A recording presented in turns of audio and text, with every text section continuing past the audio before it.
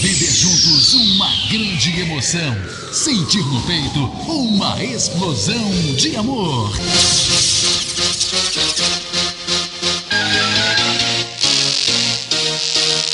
Está entrando no ar, na Catedral FM. Deus é 10.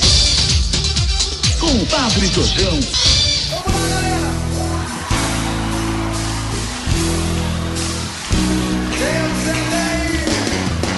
Bom dia, amados irmãos e irmãs, bom dia, ouvintes da Rádio Catedral, sua emissora católica. Amados irmãos e irmãs, iniciemos nosso dia iluminados pela Palavra de Deus refletida na vida dos santos. Caçadores da Bíblia Perdida. Amados irmãos, quem de nós não gostaria de voltar atrás no tempo e testemunhar em primeira mão certos momentos decisivos da história da igreja? Certos momentos decisivos, sim. Imagine estar presente na reunião do Concílio de Nicéia, em 325, daqui a pouco vamos celebrar os 1700 anos do Concílio de Nicéia, ver o esplendor da corte do imperador Constantino, ver os heróicos sobreviventes da perseguição de Diocleciano, ostentando suas cicatrizes, talvez até comparando-as entre si com o outro, com um pouco de bravata, como os homens costumam fazer, alguns talvez sem olhos, outros sem línguas, perseguidos durante a perseguição aos cristãos, ver entre eles o bispo Alexandre de Alexandria, defendendo a divindade de Jesus Cristo, e ver em meio a tudo isso um brilhante diácono, sem sequer ter chegado aos 30 anos, com os olhos ardentes e o coração cheio de confiança em Deus, chamado Atanásio. Sim, Santo Atanásio. Esse homem foi decisivo para a nossa fé. A Atanásio pouco importava se dar bem com os outros. Sua preocupação era com a verdade. Não quero dizer com isso simplesmente que ele foi bom em tomar decisões, embora ele tenha sido também. Mas sim que no momento em que o mundo inteiro surpreso parecia ser ariano, como dizia São Jerônimo, Deus levantou o homem para portar com bravura o estandarte da verdadeira fé. Atanásio foi sacerdote por mais de meio século, tendo servido como bispo de Alexandria, a capital então do Egito, por 45 anos. Conheceu 5 papas e 5 imperadores, suportou 5 exílios, totalizando aproximadamente 2 décadas exilado, fora de sua igreja, sua diocese. Sua mente foi aguçada em meio aos padres da escola de Alexandria, onde a verdade revelada e o pensamento grego, a filosofia grega, se uniram para dar à cristandade a primeira fórmula extra-bíblica capaz de explicar, na medida do possível, o insondável mistério da relação entre o Pai e o Filho, a primeira e a segunda pessoa da Santíssima Trindade, homoúsios, ou seja, os dois são consubstanciais. O Filho não é criado, mas é gerado. As perseguições dos primeiros 3 séculos da Igreja deram unidade e força ao coração da esposa de Cristo, da Igreja. As heresias inoportunas que explodiram justamente quando a Igreja passou a se ver livre da tirania política, ameaçavam romper essa consistência, essa unidade.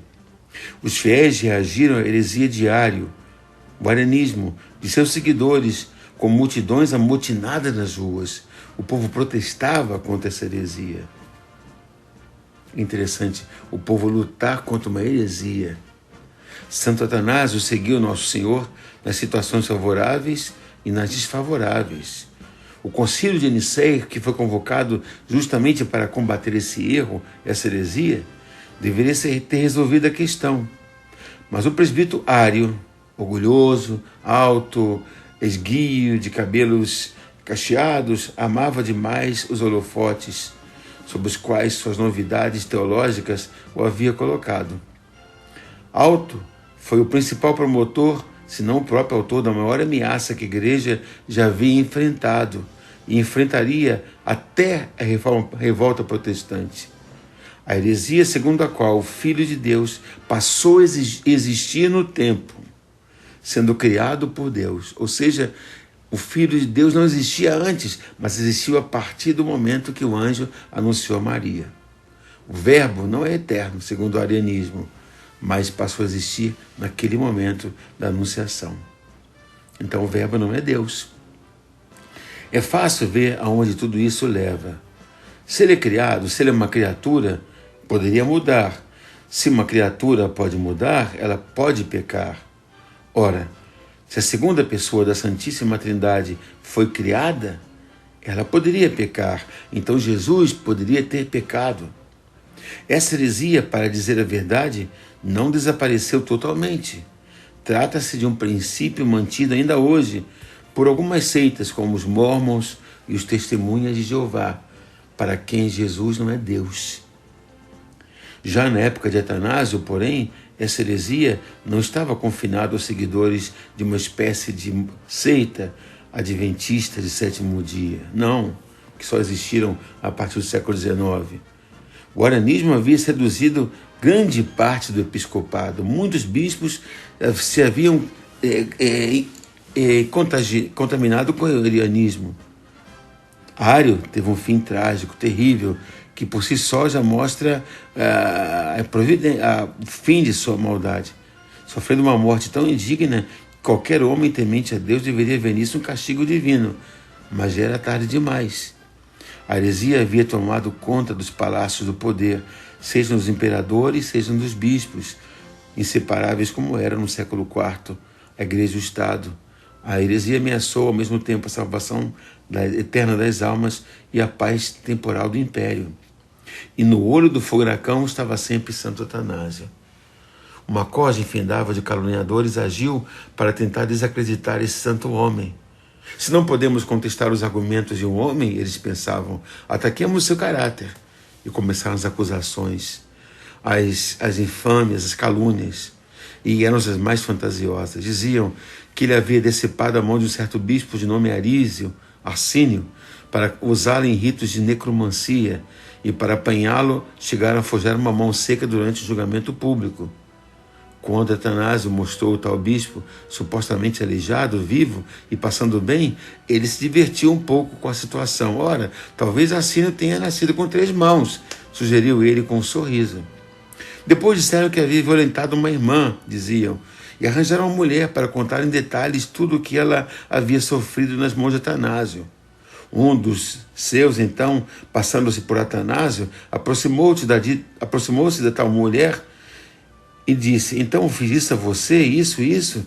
Ela perguntou a ela, e ela disse, sim, você fez. A garota respondeu antes de perceber que havia sido enganada. Depois, ao perceber o engodo de tanta vergonha, ela fugiu do julgamento correndo. Ainda assim, as acusações não cessavam. Quando, depois de várias calúnias, tudo havia falhado, então ele foi acusado de simplesmente não se dar bem com as pessoas. Ele é uma pessoa divisiva, uma pessoa difícil. Hoje talvez dissessem que fosse antidemocrático, né? É a moda. Atanásio pouco se importava em se dar bem com os outros. Sua preocupação era com a verdade. E teve a coragem não somente de sofrer pela verdade, mas também de agir sozinho, de lutar pela sua fé. Depois dos apóstolos, diz São John Newman, Cardeal Newman, Atanásio foi um dos principais instrumentos por meio dos quais as verdades sagradas do cristianismo foram defendidas e transmitidas para o mundo. Atanásio conclui esse seu trabalho, a propósito, com as mesmas palavras pelas quais ele tão ardorosamente viveu. Para entender corretamente as Escrituras, é necessário ter uma vida reta e uma alma pura, e para a virtude cristã guiaramente é necessário apegar-se tanto quanto pode à natureza humana, a verdade referente ao Verbo de Deus. Ninguém é capaz de entender a doutrina dos santos a menos que tenha uma mente pura e procure imitar-lhes a vida. Quem quer que deseje entender a mente dos escritores sagrados deve, em primeiro lugar, purificar a própria vida, aproximando-se dos santos, reproduzindo os atos que eles praticaram. Só assim, unindo-se a eles na comunhão de vida, será possível entender as coisas que lhes foram reveladas por Deus, escapando do perigo que ameaça os pecadores no julgamento, e receber o que lhe está reservado no reino dos céus. Amados irmãos e irmãs, Satanás é um homem da verdade, homem que lutou pelo bem, foi perseguido, porque todo aquele que se coloca do lado da verdade é perseguido. Que nós vivamos de acordo com a nossa fé. No próximo domingo haverá a grande eleição para os mandatários do Poder Executivo. Que nós sejamos iluminados pela luz de Deus, buscando sempre servir a verdade. Votemos como cristãos, pela intenção de Santo Atanásio, de São Judas Tadeu, cujo dia celebramos. Abençoe-vos o Deus Todo-Poderoso, e pela intenção de Nossa Senhora Aparecida, Rainha e Imperatriz do nosso Brasil, de São Pedro de Alcântara, que nos livre de toda a senha, de toda ideologia maligna à nossa pátria. Em nome do Pai, do Filho e do Espírito Santo. Amém. Senhora Aparecida, protegei o Brasil é vosso. Protegei-nos e guardai-nos. Até segunda-feira, se Deus quiser, fiquemos na paz, sempre na paz do nosso Deus que é 10. Amém. Catedral FM apresentou Deus é 10. Com Padre Jorjão, Deus é 10.